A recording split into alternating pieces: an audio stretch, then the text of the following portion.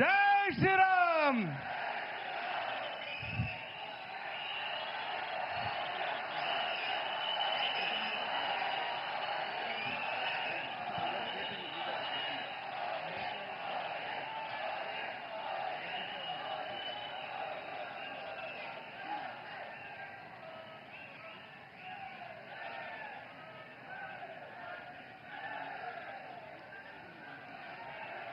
Let us welcome our Prime Minister with thunderous applause and unmatched enthusiasm. ದಯವಿಟ್ಟು ಎಲ್ಲರೂ ಜೋರು ಅಂತ ಚಪ್ಪಾಳೆ ತಟ್ಟಬೇಕು, ಘೋಷಣೆಯನ್ನ ಕೂಗಬೇಕು. ಭಾರತ್ ಮಾತಾ ಕಿ